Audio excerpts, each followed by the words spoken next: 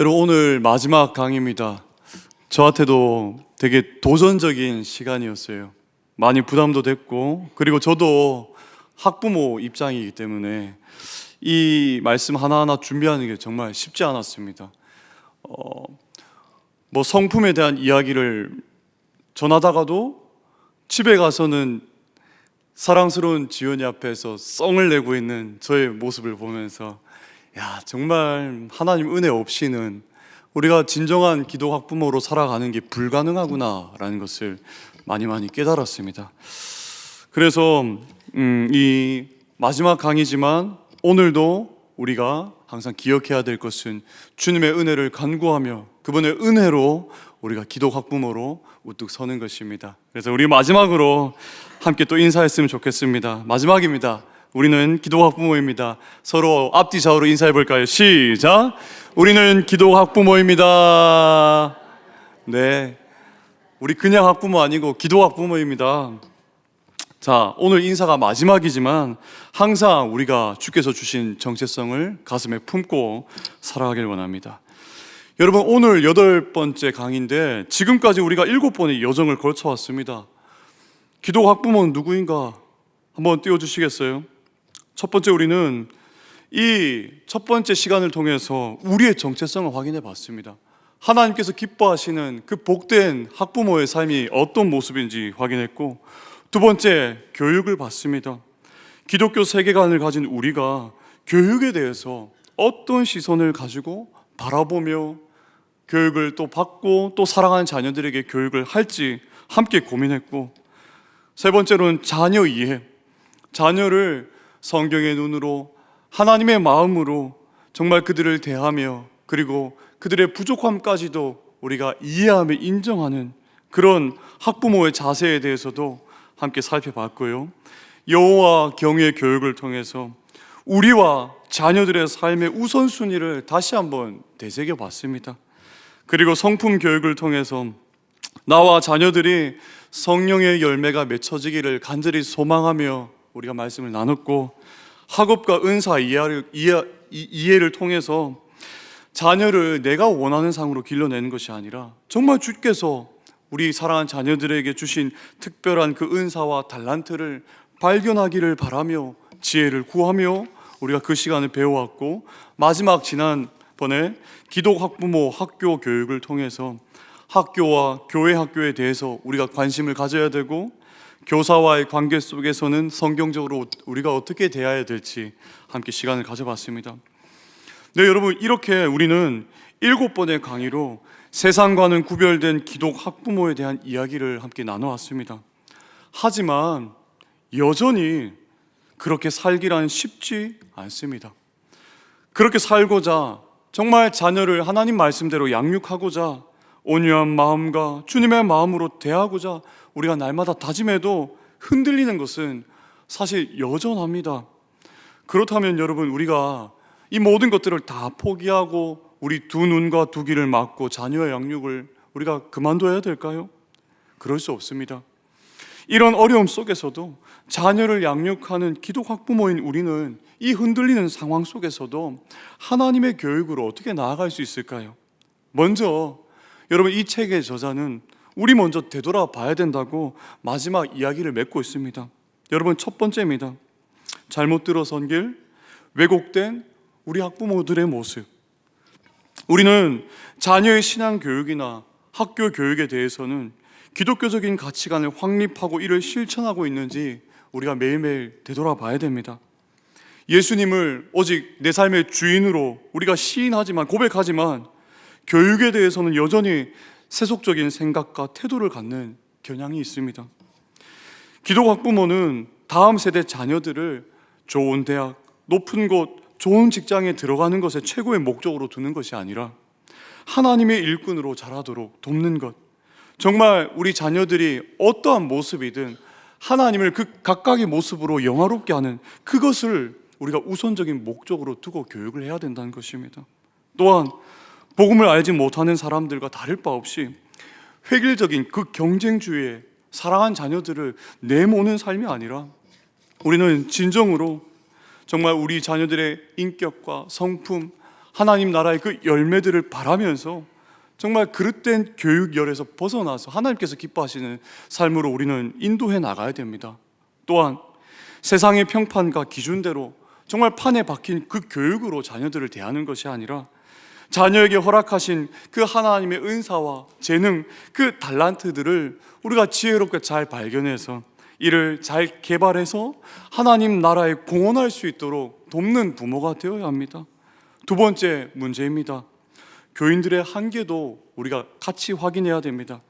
지금까지 한국교회 공동체는 귀한 사역을 잘 감당했습니다. 전도와 선교 사업, 교회 봉사, 구제까지 굳은 일까지 도맡아서 담당했습니다. 성도 한 사람 한 사람의 귀한 그 열정과 헌신과 섬김으로 교회가 아름답게 성장해 왔습니다. 그런데 한 가지 참 아쉬운 점은 한국교회 공동체가 대부분의 부모임에도 기독 학부모로서의 그 기능을 잘 감당하지 못했다는 것입니다. 대부분의 성도들은 학부모들이지만 한국교회는 그들을 진정한 기독 학부모로 세우는 일에는 큰 관심을 두지 못했고, 자녀들의 교육에 대해 기독교적인 그 관점으로, 하나님 나라의 관점으로 바라볼 수 있도록 돕는 것에 힘쓰지 못했다는 것을 우리는 깨닫게 됩니다. 여러분, 오늘날 교육의 고통이 정말 심각합니다.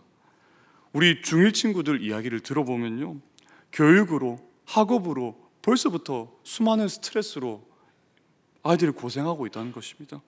그런 심각함에도 교회가 먼저 교육의 문제를 함께 아파하며 깊이 기도하지 못했고 관심을 많이 가지지 못했던 것이 현실입니다.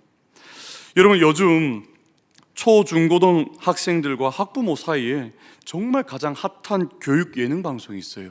한번 사진 띄워주시겠어요? 티처스, 성적을 부탁해 티처스라는 그런 예능 방송이 있는데, 한국의 교육 열풍이 얼마나 대단한지 많은 사람들이 관심을 가지고 보고 있고, 또한 여기에 우리 자녀 꼭 나가서, 나도 나가서 케어 받아보겠다는 그 엄청난 경쟁을 뚫고 신청을 하고 있어요.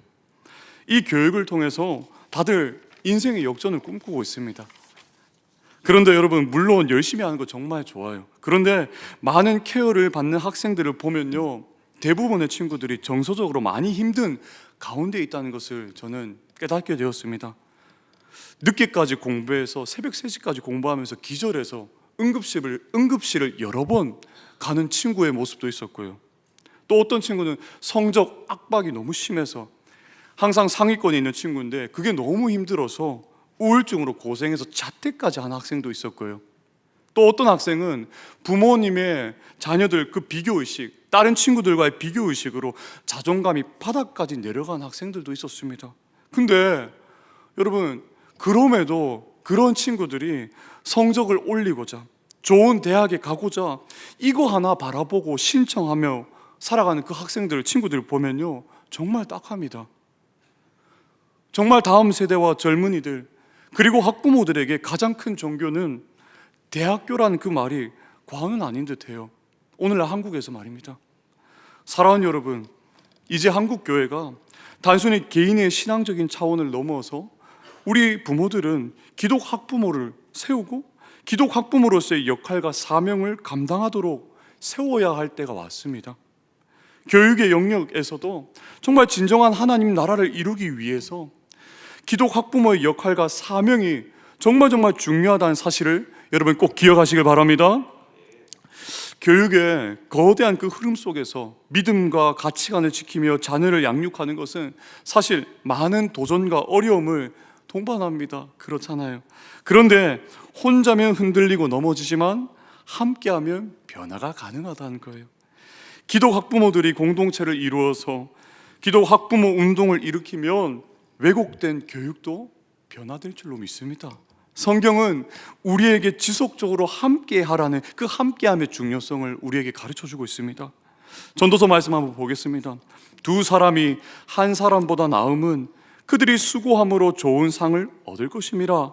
혹시 그들이 넘어지면 하나가 붙들어 일으키려니와 홀로 있어 넘어지고 붙들어 일으킬 자가 없는 자에게는 화가 있으리라. 또 두 사람이 함께 누우면 따뜻하거니와 한 사람이면 어찌 따뜻하랴. 한 사람이면 패하겠거니와 두 사람이면 맞설 수 있나니 세 겹줄은 쉽게 끊어지지 아니하리라. 마태복음 말씀도 함께 읽어볼까요? 시작. 두세 사람이 내 이름으로 모인 곳에는 나도 그들 중에 있느니라. 아멘. 기도 학부모가 함께 부족하지만 모여서 하나님의 은혜를 간구할 때 성령 하나님이 그 가운데 역사하실 거예요. 또한 혼자면 불가능하지만 함께하면 넘어지고 흔들리는 다른 학부모님들을 서로 붙잡아서 일으켜 줄 수가 있습니다. 혼자 걷는 그 길은 외롭지만 함께하면 외롭지 않고 따뜻합니다. 혼자는 교육의 변화가 참 어렵고 불가능한 것처럼 보이지만 함께하면 왜곡된 그 교육에 맞서 하나님의 교육으로 변화시킬 수 있을 것입니다. 결국 변화를 위해서는 공동체 차원이 함께 있어야 합니다. 많은 기독교 학부모님들이 기도 학부모로서의 그 정체성을 확립하고 공동체를 이루게 될 때 교육의 영역에서 하나님 나라가 확장될 수 있을 것입니다. 여러분, 각 직장마다도 신우회 있잖아요. 기독 직장인들의 모임이 있듯이 기독 학부모의 모임도 반드시 있어야 합니다. 그런데 그 모임은 신앙 고백 운동의 모임으로 모여야 됩니다. 신앙적인 고백이 되어야 생명이 있고 또한 하나님 나라 가치적인 변화가 일어날 수 있죠. 다른 사람의 판단이나 유행, 사회의 여론, 그리고 세상적인 그런 가치관으로 모이는 공동체가 된다면 기복적인 그 신앙, 잘못된 가치관이 우리의 삶에 형성될 수 있습니다. 그러므로 우리는 모든 영역에서 우리 주 예수 그리스도가 주 되심을 인정하며 모이는 신앙 고백적인 공동체가 되어야 함을 꼭 기억하시길 바랍니다.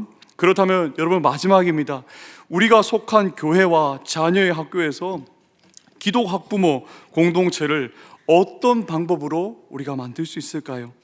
저자는 몇 가지를 강조하는데 가장 중요한 것을 하나 꼽아서 얘기합니다. 그리고 우리 교회의 실정에 가장 맞는 전략이라고 저도 생각을 합니다. 이겁니다. 바로 기도 학부모 기도회입니다. 기도 모임의 공동체를 형성하는 겁니다. 기도 학부모는 무엇보다도 기도하는 주기에 매달리는 그런 학부모여야 합니다. 일주일에 한 번 또는 한 달에 한 번 정말 자녀 양육에 대한 서로의 생각과 기도 제목을 나누고 함께 모여 나만의 자녀가 아니라 정말 우리의 자녀와 한국 교육을 위해서 기도하는 시간을 보내야 됩니다. 여러분, 이 시간은 기도만이 아니라 서로의 삶도 나누고 고민을 나누고 교제와 더불어 함께 기도하는 그런 복된 공동체입니다. 앞으로 저희 교회에서도 구체적으로 기도 학부모 기도 모임을 한번 가져보려고 합니다.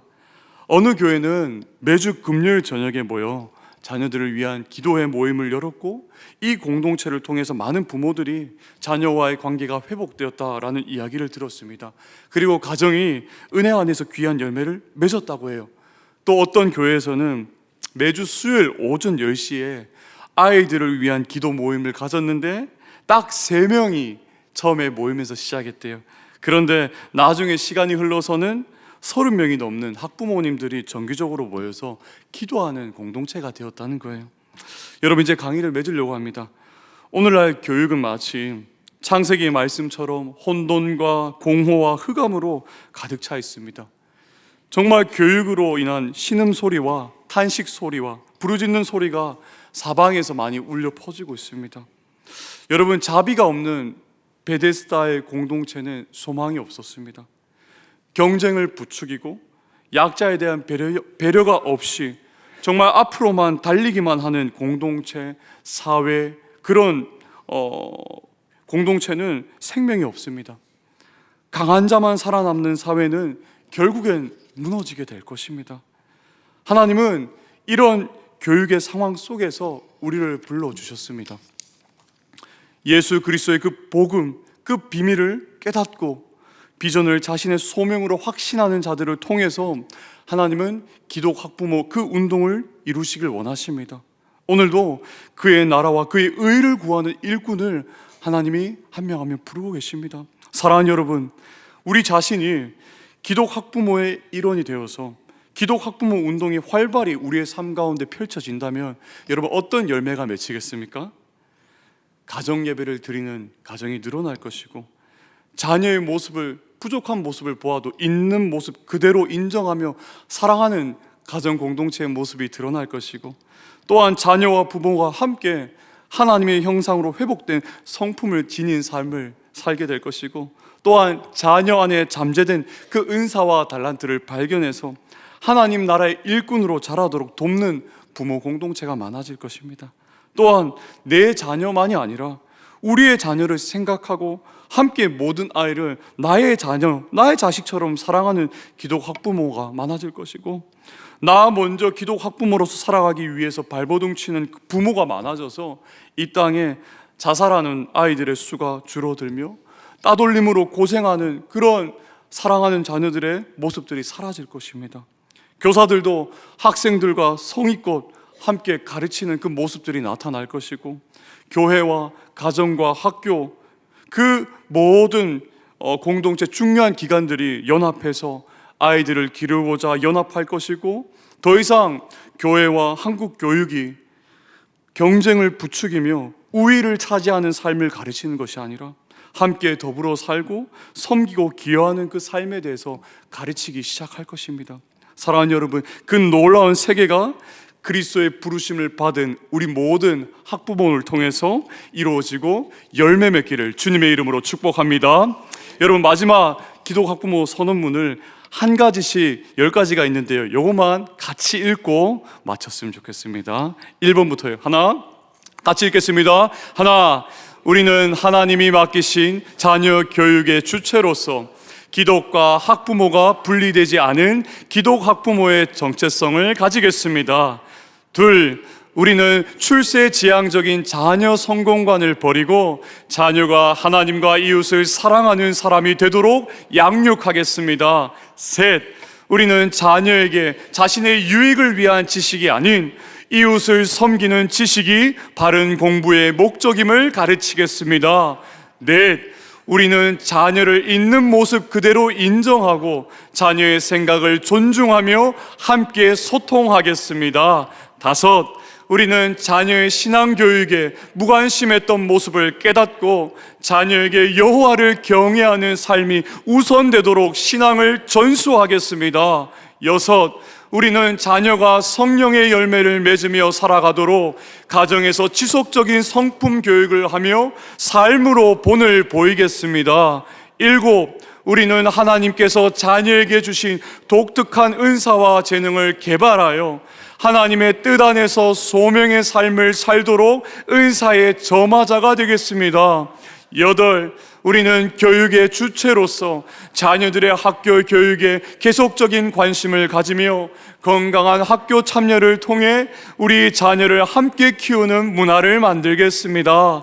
아홉, 우리는 기독 학부모로서 기독교적 교육관을 공유하고 세속적인 교육관에 흔들리지 않도록 기독 학부모 공동체를 세우겠습니다. 마지막 열, 우리는 세상의 빛과 소금으로 부르신 사명에 따라 교육의 영역에서 하나님의 나라가 임하도록 기도하며 노력하겠습니다. 아멘. 기도하겠습니다.